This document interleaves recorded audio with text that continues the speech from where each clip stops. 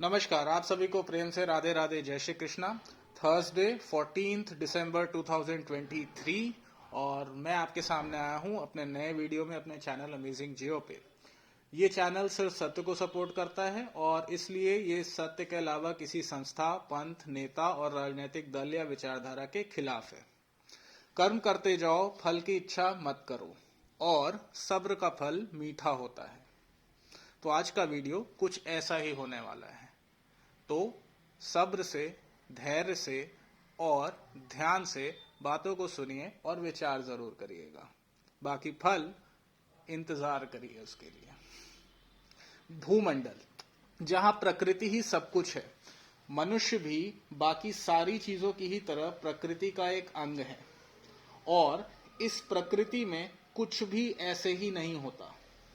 चाहे मौसम में बदलाव हो, छोटा या बड़ा, भूकंप हो, तूफान हो, सुनामी हो, कुछ भी ऐसे ही हो ही नहीं सकता।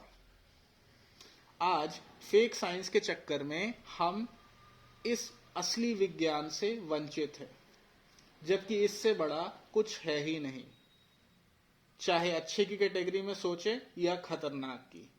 वैसे अच्छे की कैटेगरी को अभी हमने देखा ही नहीं। बस इसको समझने के लिए एक अलग समझ और एक अलग नजर चाहिए और तब आप ये अनुभव करेंगे जो है इस जगत का भूतपूर्व सत्य, कि यहाँ पे एक पत्ता भी यूं ही नहीं हिलता और आप उसी परम सत्ता की शक्ति का एक अंश है। समय या काल एक शक्ति है जिससे इस जगत में होता है बदलाव, जो हमें महसूस होता है जब हम देखते हैं सृजन, पालन और संहार। कर्म प्रधान विश्व करी राखा, जो तस करही सो तस फल चाखा। मतलब कर्म एक बड़ी चीज है और बाकी सारी शक्तियां इसी पर निर्भर करती हैं कि कर्म कैसे हैं। एक आत्मा को जब मनुष्य जन्म मिलता है तो ये भी कर्मों की वजह से ही मिलता है। स्थिति परिस्थिति का निर्माण भी कर्म ही करते हैं और मुक्ति भी कर्म ही डिसाइड करते हैं। और असली कर्म का ज्ञान तभी हो सकता है जब ज्ञान मिले, और ज्ञान तभी मिलता है जब मनुष्य धर्म का पालन करे। धर्म मतलब मनुष्य को मनुष्यता की उच्चतम श्रेणी में ले जाने का मार्ग। धर्म के नियम जो इस ब्रह्मांड के नियम के अनुकूल हैं और इसलिए आधार है मानव के विकास का। धर्म ही है जो हमें पशु से मनुष्य की श्रेणी में रखता है और अगर धर्म में कोई विकृति आई तो सीधा निष्कर्ष है मानव और पशु में भेद कम रह जाएगा। शरीर होगा मनुष्य का पर चरित्र होगा पशु का और अंततः पतन का कारण और समाज, देश, विश्व का हश्र भी यही होगा। पर तब इस ब्रह्मांड की परम शक्ति काल की प्रचंड संहार शक्ति से पुनः सब कुछ ठीक कर देती है। This is called divine intervention.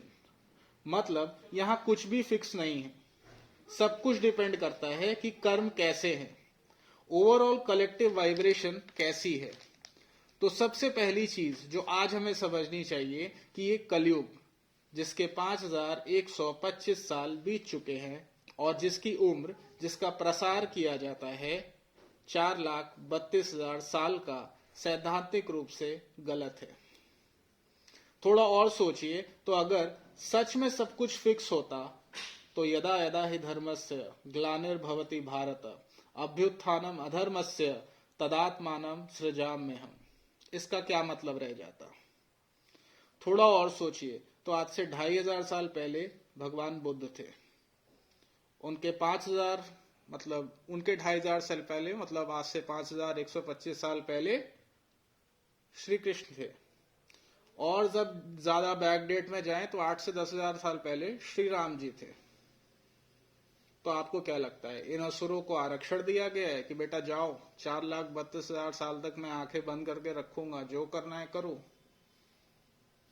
यही है भ्रम। तो क्या है ना, सबसे बड़ा सच जो सिर्फ धर्म, भक्ति और समर्पण से ही जाना जा सकता है।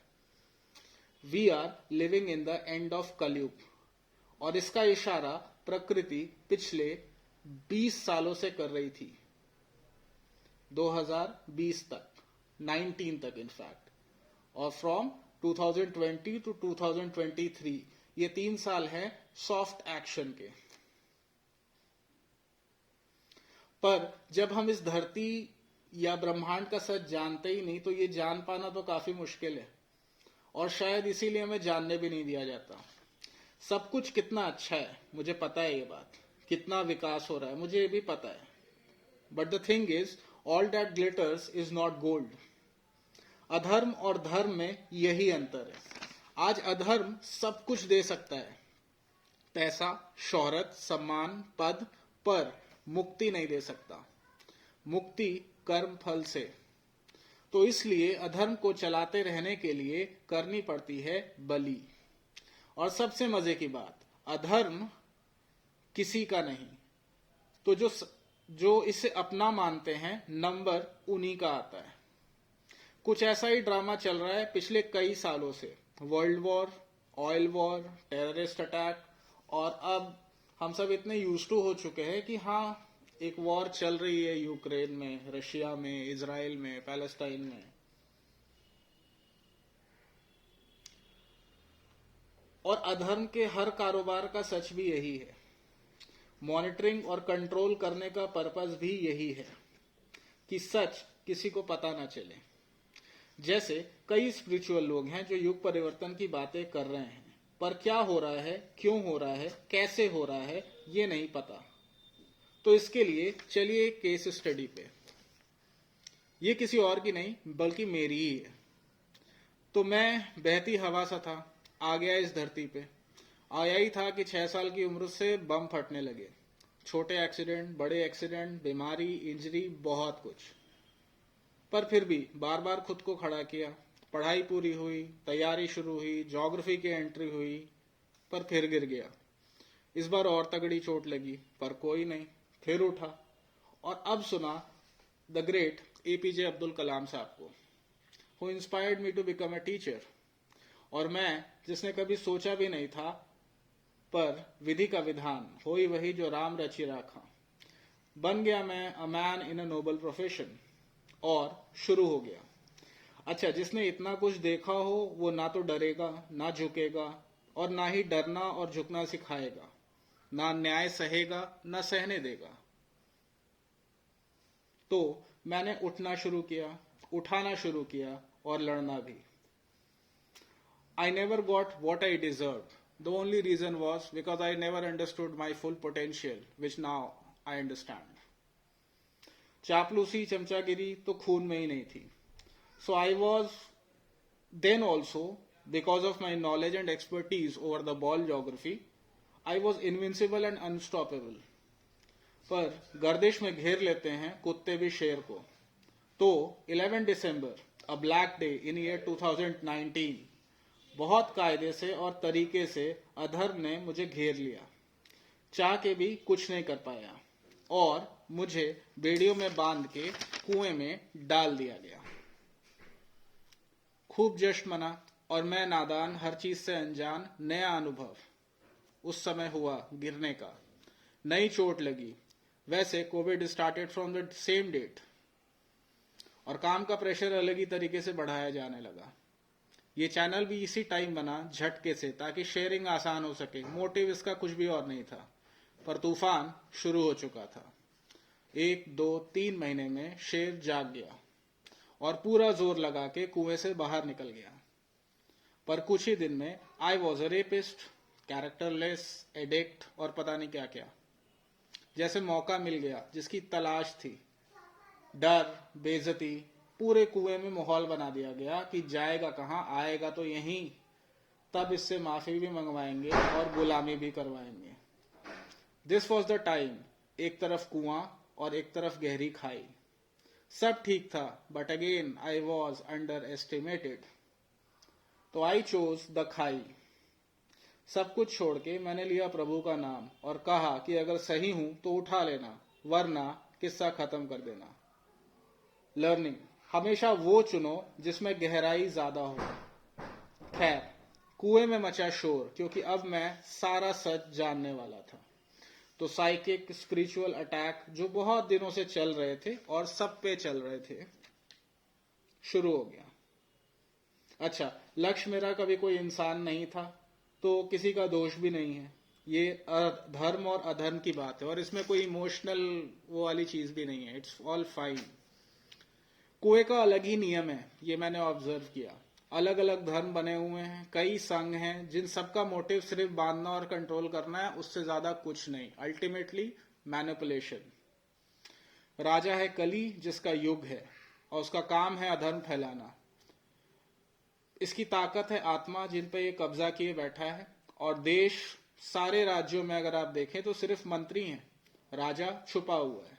कहते हैं जनता है, पर सच ये नहीं है। इसके दो साथी है, कोख और विकोख। एक को काटो तो दूसरा काम करेगा, दूसरे को काटो तो पहला शुरू हो जाएगा।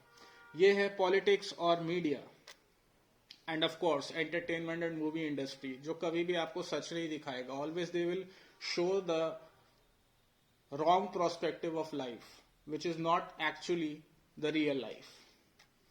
और फिर धर्म के नाम पे बस खिलवाड़ चल रहा है, ताकि बस क्रोध, ईर्ष्या, लालच, दम्भ और अहंकार के व्यापार को बढ़ाया जा सके। और अगर कहीं कोई सच के साथ चलना शुरू करे तो किसी न किसी तरह से उसे रास्ते से हटाया जा सके, और साम दाम दंड भेद सब इस्तेमाल किया जाएगा, और उनकी आत्मा को कैद करके अधर्म को और शक्तिशाली बनाया जाएगा। हमें आज भगवान से सब कुछ चाहिए, लाइन लगा के हम मांग रहे हैं, और कितना अभूतपूर्व है कि, और ये प्रेम कितना अभूतपूर्व है कि हमें मिल भी रहा है। पर कभी सोचा है कि भगवान को हमसे क्या चाहिए? वो परम शक्ति हमसे क्या कराना चाहती है? हमारा लक्ष्य क्या है? तो मैंने वो किया जो परम शक्ति चाहती थी, वो नहीं जो समाज या परिवार। गया मैं अंदर, मार्गदर्शन दिया प्रकृति ने और कुछ लोगों ने, पूर्वजों के आशीर्वाद से मिले शास्त्र, जिनको मैंने बनाया शस्त्र। पहले शर्म हारी, गिल्ट हारी, दुख, डर, इच्छा, क्रोध, अहंकार, और सत्य जानने लगा, अनुभव करने लगा, और समय के साथ यहां अपने लक्ष्य पे चलने लगा। अधर्म कमजोर होने लगा, जनरेशनल कर्स और पैटर्न को तोड़ते हुए आ गया मैं खाई से जमीन पे। अच्छा, इसमें सिर्फ मैं इन्वॉल्व नहीं, सोल के साथ पूरा समाज, देश, एवरीवन इज इन्वॉल्व। तो जो एक करेगा वो कहीं ना कहीं सबके लिए बेनिफिशियल होगा। अब जैसे ही मैं जमीन पे आया, मुझे पता चला कि प्रेम क्या है। मुझे लगा कि मैं कूदा, पर मैं हमेशा से उसकी गोद में ही था। बस कर्म थे जो इस एहसास के बीच में थे, और अब अधर्म मुझसे आंख भी नहीं मिला सकता। वो खुद अपनी नजरों में गिर चुका है। इस सफर में सारी आत्माएं मुक्त हो गई, इसलिए फिलहाल विश्व में अहंकार का युद्ध चल रहा है। इस माया का एक सत्य है, अनुभव। तो अगर अनुभव के साथ सत्य जान गए तो काम खत्म। तो अब यहां से सारे कर्म बंधन समाप्त, सारे सच सामने आ गए, चाहे वो पॉलिटिक्स का हो, मेडिकल का हो, साइंस का हो, एजुकेशन का हो, विच वॉज वेरी इंपॉर्टेंट। तो ये सारी चीजें आ गई सामने। तो अब यहां से शुरू होगा न्याय, जिसमें करेगी सब कुछ प्रकृति। और आने वाले समय में आप देखेंगे असली विज्ञान, वो विज्ञान पढ़ने का, समझने का कोई फायदा नहीं जिससे ना आपके अंदर चेंज आए, ना समाज के अंदर, ना देश के अंदर, ना विश्व के अंदर। So that's why amazing geo, जहां पे आप समझते हैं why science, why education, why social science, why geography, and why spirituality. So इसका, इन सारे बदलावों का केंद्र भी भारत होगा और गुरु भी भारत ही होगा। और इसमें कोई पॉलिटिकल एस्टैब्लिशमेंट नहीं रहने वाली। पर यह आसान नहीं होगा बिना ज्ञान के। तो इसमें काम आएगा अमेजिंग जियो। डोमिनोज की तरह सारे झूठ अधर्म किनारे हो जाएंगे इन योर कॉन्शियसनेस। रहेगा सिर्फ सत्य, बाकी आपके कर्म। भारत में व्यवस्था स्वरूप जगत गुरु जो एक ही हैं, गोवर्धन मठ पुरी के निश्चलानंद जी महाराज। जुड़ेंगे तो अच्छा होगा। मेरी हमेशा से कोशिश थी कि मैं कुछ ऐसा दूं जो जिंदगी भर काम दे, तो शायद अब ये पूरा हुआ। तो ये था मेरा धर्म और मेरा कर्म। प्रभु की इच्छा हुई तो मिलूंगा अगले साल with a new course for a new सोच। तब तक you can have as much revision जितना आपको चाहिए। So that's all for today. Comment में एक गाना है। ये कहानी सिर्फ मेरी नहीं, ये इस प्रकृति की कहानी है, देश की कहानी है। जितने लोगों ने अपने आप को इसके पीछे भगाया है उन सब की कहानी है। और साथ ही साथ there is one more podcast from a very renowned person, Prashant Trivedi ji, who is actually by the way an IITian from Mumbai. IIT Mumbai के पास आउट हैं। And then he started exploring spirituality, and then whatever he has done, and I have followed and understood him quite well. So सुनिए, that's all for today. मिलते हैं अगले साल। राधे राधे, जय श्री कृष्णा।